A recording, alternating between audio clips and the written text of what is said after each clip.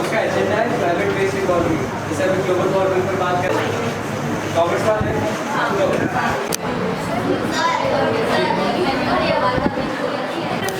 एकमात्र पृथ्वी पर जीवन शक्य बने છે. શુદ્ધ હવા, પાણી ધરાવતી પૃથ્વી ઉપર જ માનવ વસવાટ શક્ય બને છે. આપણી પૃથ્વી પરનું વાતાવરણ, પ્રકૃતિ અને પર્યાવરણનું ચક્ર તોડી નાખ્યું છે, જેને કારણે વન સહિત પૃથ્વી પરનું માનવ જીવન દુષ્કર બન્યું છે. આડેધડ વૃક્ષોનો વિનાશ, પ્રદૂષણની વધતી જતી માત્રા, ઉદ્યોગ કારખાનાઓની વધતી જતી સંખ્યા, માનવ વસ્તીનો વિસ્ફોટ પૃથ્વીના પર્યાવરણને નષ્ટ કરી રહ્યો છે, જેના માત્ર અને માત્ર માનવી જવાબદાર છે. ગ્લોબલ વોર્મિંગ એટલે પૃથ્વીના વાતાવરણને ગરમ કરનાર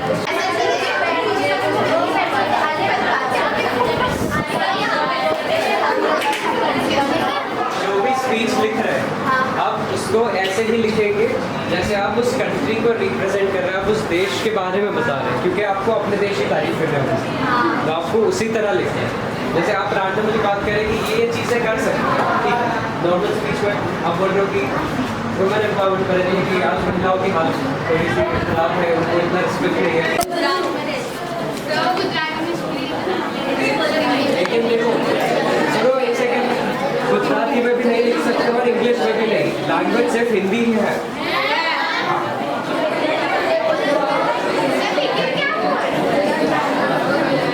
अच्छा आगे बैठ जाओ.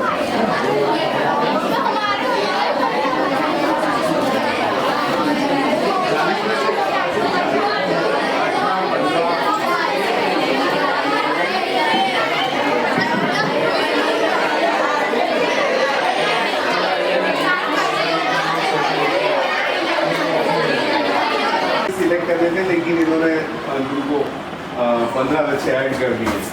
तो 6 स्कूल हैं जिसमें अलग अलग स्कूल के बच्चे आएंगे. न्यू एज है, अंकुर है, क्रेसेंट है, समाज स्कूल है, साइंस फाउंडेशन है, सरकारी स्कूल है, ऐसे करके 6 स्कूल हैं. तो तुम्हारे को उनके साथ कंपटीशन करना है. जो 40 बच्चों का सिलेक्शन होगा, बात नहीं करो अंदर, जो बात करेगा उसको एलिमिनेट कर देंगे, वो इवेंट में नहीं रहेगा अभी, ठीक है. सो 40 बच्चे, अब कंपटीशन कम हो गया, पहले ज़्यादा था. अगर 100-125 बच्चे में से अगर 25 ले रहे हैं तो 100 को मना करना होगा. लेकिन जिनको भी हम मना करेंगे ना उनको भी सर्टिफिकेट देंगे, क्योंकि आज आपने यहाँ पर आके इस इवेंट के इंट्रोडक्टरी आपने इवेंट में पार्टिसिपेट किया है, तो आपको सर्टिफिकेट मिलेगा. जो बच्चा नहीं सिलेक्ट होगा वो भी, ठीक है. तो ये अभी आयुष, हाँ आयुष और सिद्धीज ये आया हम अपने टाइम पे जो रिसोर्सेज अवेलेबल थे वो बहुत यूज ले लिए और अब वो रिसोर्सेज बहुत कम हो गए. अब लिमिटेड रिसोर्सेज है और सब कंट्रीज को वही चाहिए. तो इंडिया क्या करना चाहेगी उसमें, वो कैसे बोलेगी कि अब हमको वो रिसोर्सेज मिलने चाहिए. आप लोग जिनने ऑलरेडी इतना यूज ले लिया है, अब आपको वो रिसोर्सेज या तो कम मिलनी चाहिए या महंगी पड़नी चाहिए, क्योंकि आपने जब हमारे पास रिसोर्सेज नहीं थे तब वो रिसोर्सेज यूज ले लिए. तो एक ये हो जाएगा क्लाइमेट का इशू. और दूसरा, इंडिया क्या करना चाहिए अभी आगे, मतलब इंडिया के पास जो है रिसोर्सेज, अब इंडिया या तो रिसोर्सेज बढ़ा सकता है, जैसे रिन्यूएबल की तरफ जा रहा है, मतलब जैसे कोयला हो गया या तो कुछ भी जो पावर जैसे इलेक्ट्रिसिटी ये सब जनरेट जो कर रही है वो चीज़ें, वो उस वजह से क्लाइमेट जैसे ग्लोबल वार्मिंग, मतलब टेम्परेचर बढ़ गया. जैसे जुलाई बहुत गर्म था, ये सब क्यों हो रहा है, क्योंकि हम AC यूज़ ले रहे तो बाहर गर्म, वैसी चीज़ें.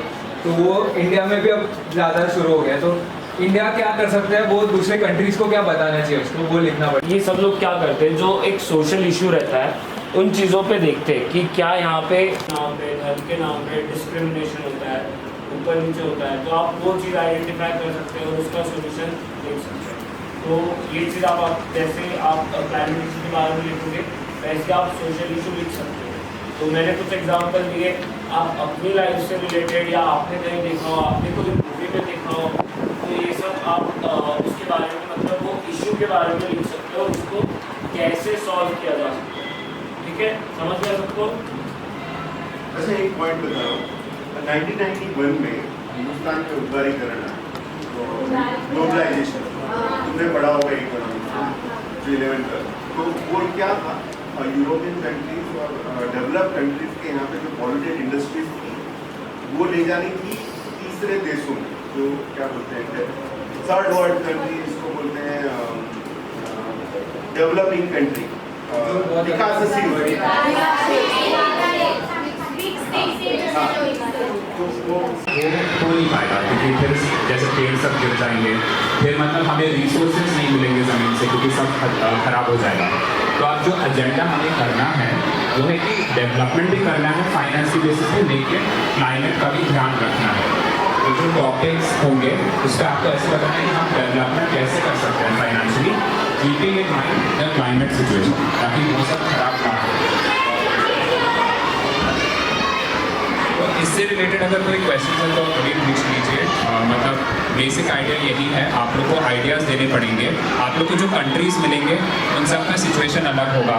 कुछ में जैसे क्लाइमेट बहुत ख़राब है, कुछ में काफ़ी अच्छा चल रहा है, किसी के पास ज़मीन में रिसोर्सेज काफ़ी ज़्यादा है, किसी में नहीं है। तो आप लोग को एक दूसरे के साथ मिलकर सोल्यूशन ढूंढना पड़ेगा ताकि सबका बेनिफिट हो एंड किसी का क्लाइमेट उतना भी ख़राब ना हो, ताकि दुनिया सही चले एंड आप लोग का फाइनेंस भी अच्छा चले। देश में होंगे अपने देश में क्या इश्यूज है? maybe unemployment. I don't know. Starvation. Starvation is sort of mix, थोड़ा financial and money, but garbage. It's more environmental but still financial आ जाता है इसमें। तो आप लोग इधर से समझ रहे होंगे कि इश्यू सिर्फ एक एंगल पे नहीं रहेगा। It won't be just financial. जैसे climate based economy हम बात करते हैं, तो इकोनॉमी और क्लाइमेट दोनों लिंक हैं।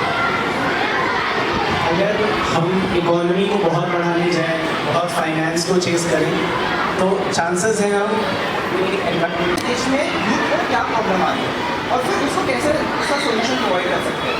जैसे नशा हो गया तो उसका क्या सोल्यूशन हो सकता है। तो ये सारी चीज़ें जो है हम यूथ वाले ट्रैक में करते हैं। किसी को कुछ सवाल? हाँ, कौन से 20 कंट्रीज में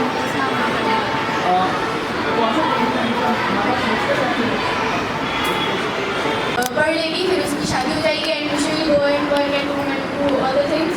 और रूरल एरियाज जो होते हैं, विलेज एरियाज में, तो वहाँ पर ज़्यादातर एजुकेशन अच्छी नहीं होती और अच्छी सी फैसिलिटीज़ प्रोवाइड नहीं होती वहाँ पे।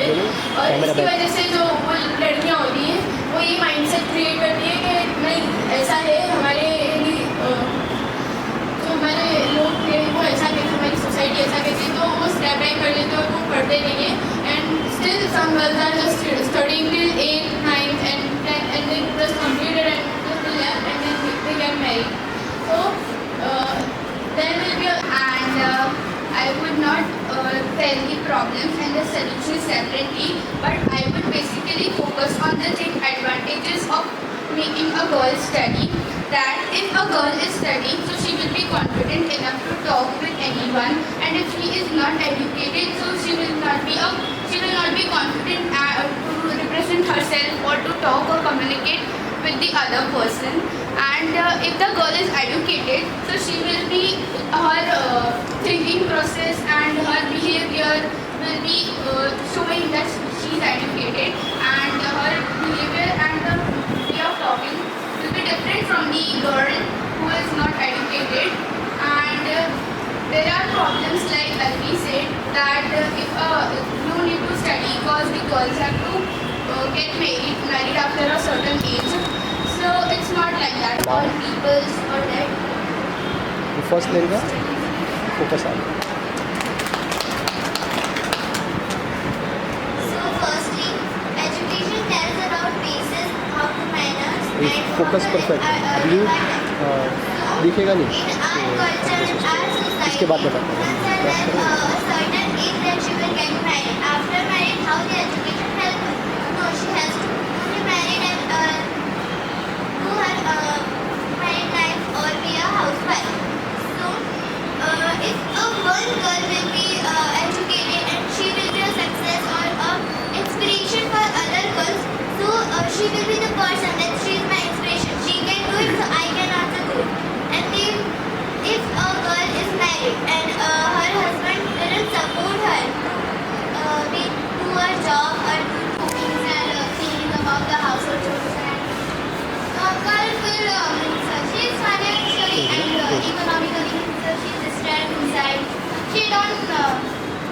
don't know how to tell anyone. Okay? That's right. Then she get a job. वहाँ का जो बॉस होगा फिर वो उसको ऐसा दिखता होगा that she is so low and she get low salary, and because of that parents now stop them that you have low salary and you are not Good employee. The one problem is women are not getting equal education and they are compared to boys and they are judged. So the solution is that we could open schools in every city, so government schools, so they can get education and जो मजदूरी करते हैं हमने बहुत बार देखा है जो buildings बनाते हैं वहीं लड़कियों को वहीं चूल्हे में करते हैं और उनका फ्यूचर भी यही होता है कि कुछ को भी बड़े होकर हमें ऐसा ही काम करना है। और there is difference between literate girl and illiterate girl.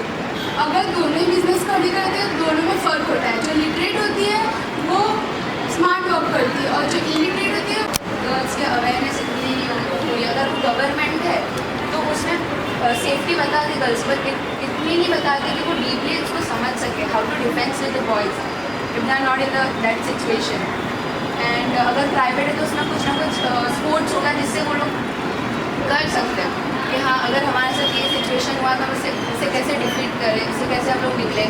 और हमारे कंट्री में मतलब नॉट सीक्रेट कंट्री एरियाज़ में भी कहीं रेप्स होते हैं जहाँ पर हम लोग गवर्नमेंट गर्ल इतनी वो नहीं होती जो अपने आप को डिफेंस कर सके।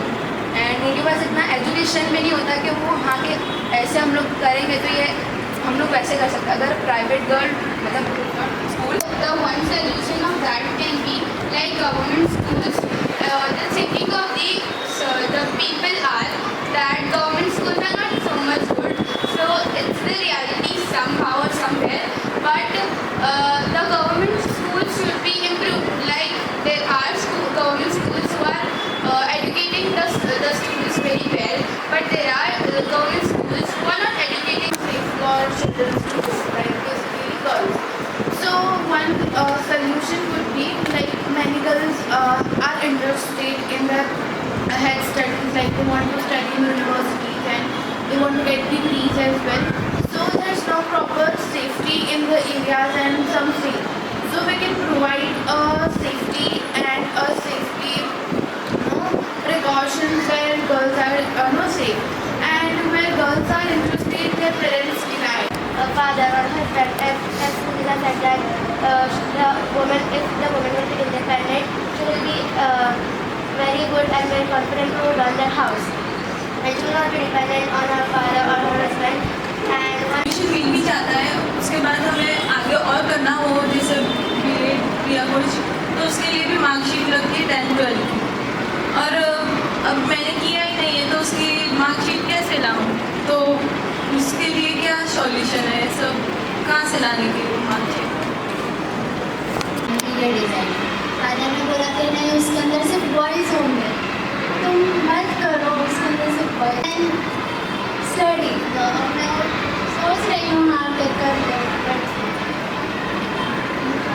अब उसका एक इशू है कि फैमिली पहले नहीं मानती है तो नहीं मत करो, लेकिन अब फैमिली ऐसा अपने मना सकते हैं कि हाँ अपने ये इश्यूज कम हो रहे हैं, अब लड़कियों को भी पढ़ा रहे हैं और गवर्नमेंट स्कूल्स में भी हम लोग सबसे बेस्ट है और वो लोग वापस जाके बात करें कि यार अगले साल हम लोग भी ऐसी स्पीच बना के लाए जैसे समाज कर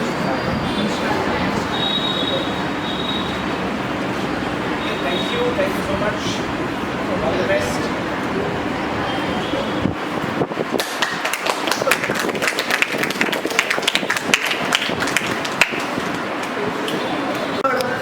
क्षेत्र का विकास करने के लिए साथ जोड़ी हुई सरकारी एजेंसी है। तो मतलब होता है कनाडा ने 7 सरकारी संस्थाओं को मिला के एक बड़ी संस्था बनाई है जो कनाडा के क्षेत्रफल में बढ़ोतरी करती है और उसकी आर्थिक चीज़ों के लिए भी यही संस्था जिम्मेदार है। कनाडा में एक्सपोर्ट, कनाडा ने खुद का जो एक्सपोर्ट का जो बिजनेस था उसमें बढ़ोतरी कर दी है। कनाडा ने यूरोप में सबसे जल्द से जल्द कुरियर पहुंचाने की चीज़ में मान्यता हासिल कर रखी है। और कनाडा ने वृद्धजनों के कनाडा में हम 5 साल के अंदर जो करने वाले हैं वो चीज़ है। कनाडा ने 5 साल के अंदर उसका ये प्लान है कि वो जो हवाई जहाज है उसमें बढ़ोतरी करेगा।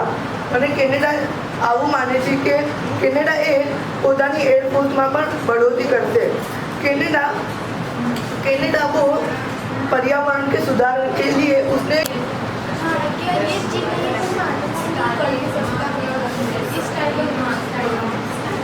और कुछ वो तो ठीक है, बाद में ठीक कर सकते हैं, लेकिन इसके अलावा कुछ जो स्पीच का मेन बॉडी था स्पीच का, उसमें क्या थे मसीन? हाँ वो हो सकता है, लेकिन वो एग्जैक्टली हो सकता है, वो हो सकता है। बैठो तारीफ भी की थी तो मैं थोड़ी करेगा तो क्या गलत तारीफ नहीं कोई चीज़ आप गलत जगह पे ये नहीं हो सकता। आप थोड़ी बताओ तारीफ ही करेगा तो उनकी बुराई थोड़ी कर रहे हैं हमारे इसमें पहले स्पीच देते, ठीक है। अब आप ऑब्जेक्शन उठाओ, बोलो आप ऑब्जेक्शन बोलो, आप सब कोई कनाडा जाते हैं, यूके जाते हैं, यूएस जाते हैं, क्यों ऐसा है? वहाँ पे ऐसा क्या अलग है?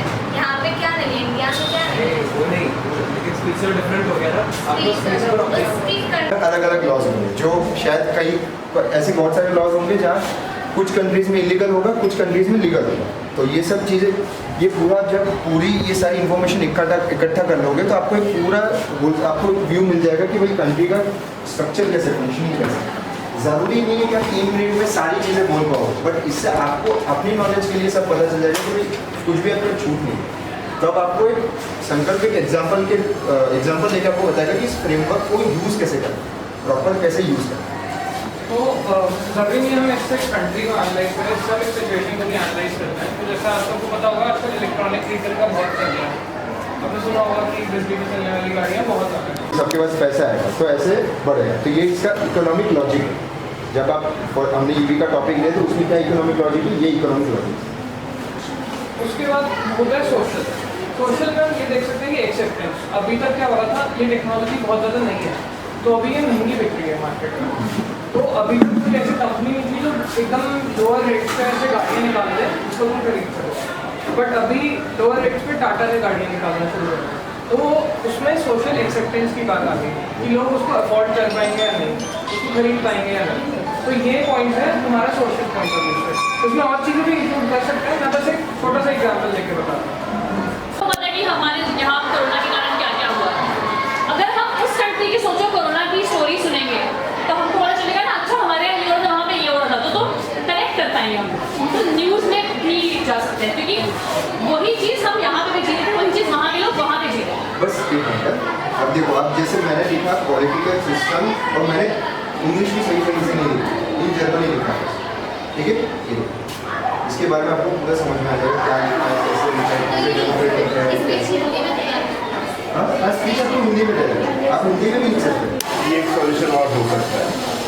फिर आप बताओ कि कोई एक प्रॉब्लम है, सपोज कि सोशल इश्यूज में कुछ कंट्रीज अफ्रीकन कंट्रीज में ट्राइबल्स रहते हैं, तो वहाँ पे क्या कहते हैं बहुत ज़्यादा स्कोप नहीं है, तो हम ट्राइबल एरियाज में स्कूल खोलेंगे, कॉलेजेस खोलेंगे ताकि उनको पढ़ाई आसान हो सके, एजुकेशन उनको अच्छी तरह से मिल सके।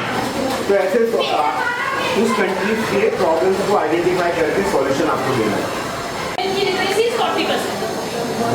समझ में आ रहा है? तो नहीं आ रहा है कि सब ऊपर से जा रहे हैं, नहीं आ रहा है समझ में तो पूछो। एक भी शब्द नहीं समझ आए ना मुझे रोक लेना। तो ये टॉपिक स्कूल में है, उनको समझ आ रहा है, तो दे हैव फेयर अंडरस्टैंडिंग। ठीक है, और ये सब चीज़ों से हम समझ पाएंगे कि बराबरी है कि उस कंट्री में, क्योंकि नंबर से पता चलता है कि कहने को सब हो रहा है पर नंबर से पता चलता है कि बराबरी है कि।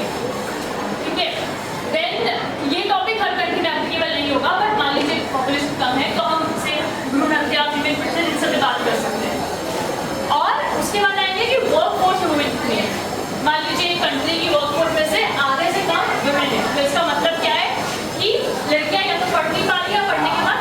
ये जाता है ना। और उसका मतलब कैसे है कि अगर मान लीजिए 100 लोग हैं एक घंटे में, तो सब 100 के 100 तो ऐसे नहीं होंगे जो काम कर रहे होंगे, ओल्ड एज वाले होंगे जो काम नहीं करने लायक है, या तो फिर रिटायरमेंट उन्होंने ले ली, तो 100 में से 20 लोग ऐसे होंगे कि जो काम नहीं कर रहे, तो 80 लोग जो है वो और बस यही सब है। तो तुम्हारा पूरा लीगल फ्रेमवर्क देखोगे, तुम्हारा लीगल फ्रेमवर्क हो गया, उसके बाद इकोनॉमी में कैसे असर पड़ता है, यूथ नहीं घुस पा रहे, तो टेस्टिंग के हिसाब से बताता हूँ। पॉलिटिकल है कि उससे रिलेटेड रूल्स रेगुलेशंस क्या बन रखे हैं, कंट्रीज क्या उसमें लोगों को हेल्प करने के लिए नशा मुक्ति केंद्र कोई गवर्नमेंट का सेटअप है या नहीं। इकोनॉमिक पॉइंट ऑफ व्यू से अपना यूथ नहीं जाएगा अगर काम करने, तो अपना जो भी कंट्री की ग्रोथ है उसको रिड्यूस होगी। सोशल अगर कोई ड्रग करता है तो उसके चलते वो एक सोसाइटी में कुछ गलत इम्पैक्ट तो नहीं कर रहा है, वो लोगों को डिस्टर्ब हार्म तो नहीं कर रहा है, तो ये हो गया सोशल इम्पैक्ट। सोशल इम्पैक्ट ये हो सकता है कि तुम्हारे घर वाले उससे परेशान होंगे, तुम्हारे गली मोहल्ले वाले उससे परेशान होंगे, ये हो गया सोशल इम्पैक्ट। टेक्नोलॉजिकल इम्पैक्ट इतना कुछ नहीं है। टेक्नोलॉजिकल इम्पैक्ट इससे हो सकता है कि तुम्हारा नशा मुक्ति केंद्र है, तुम जैसे सोशल मीडिया पर तुम हेल्प कर सकते हो लोगों की टू सेंसिटाइज, मतलब तुम उनको बताने के लिए कि ड्रग्स गलत चीज़ है, ड्रग्स से क्या हार्मफुल इफेक्ट्स हैं, टेक्नोलॉजिकल पॉइंट ऑफ व्यू से तुम ये देखो। और इन्वायरमेंटल एस्पेक्ट में कुछ नहीं आएगा, तुम सोच सकते हो सोचो, एंड फिर लीगल हो गया कि तुम क्या एक्शन ले सकते हो, क्या लॉज बन सकते हैं अभी इस पर, बट इसको हेल्प कर सकते हो ड्रग्स वाले टॉपिक को। तो ये तो सारा तुम्हारा यूथ और ड्रग में एक सबसे बड़ा फैक्टर एम्प्लॉयमेंट और एजुकेशन का रहता है, क्योंकि अगर कोई यूथ ड्रग अब्यूज में गलती से फंस जाता है तो उसके बाद वो काम नहीं कर पाते, या फिर उनकी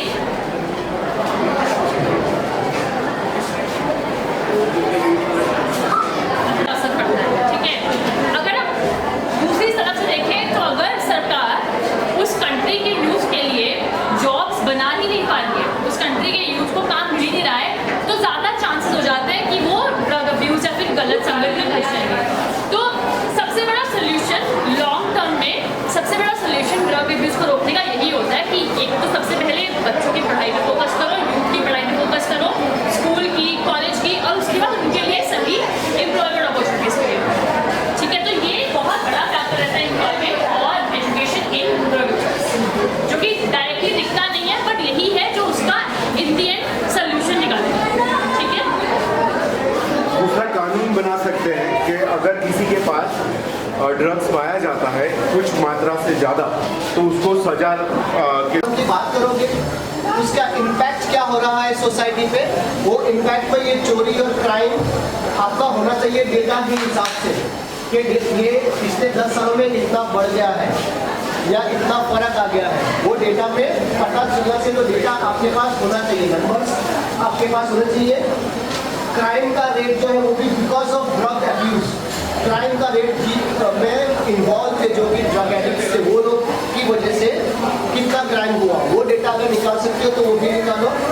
और आपके सॉल्यूशन में ये चीज़ों का क्या सॉल्यूशन है, गवर्नमेंट ऐसा तो कौन सा स्टेप ले कि क्राइम ना हो या बच्चा उस तरफ जाए ही ना, है ना, उस तरह के लिए क्या सोल्यूशन ला सकते हैं, वो सोल्यूशन आप लेके आओ। अगर किसी कंट्री ने वो सोल्यूशन अभी तक नहीं दिया है और आप देते हो, और वो सोल्यूशन कोई भी सेगमेंट में हो आपका, अगर वो लाते हो अपना जो भी एक साल में इस देश में जितना भी प्रोड्यूस हुआ उसकी वैल्यू, उसको हम जीडीपी सिंपल टर्म में जीडीपी बोलते हैं। तो जब भी आप क्योंकि आप फाइनेंस मिनिस्टर हो, तो फाइनेंस मिनिस्टर को वैल्यू चीज़ को अपनी जीडीपी तो पता है कि ये कंट्री, तो आप ये पता करो, और आपको लिखना क्या है गूगल में, जीडीपी ऑफ कौन सी कंट्री, बस आपको पूरा एक डॉक्यूमेंट आ जाए।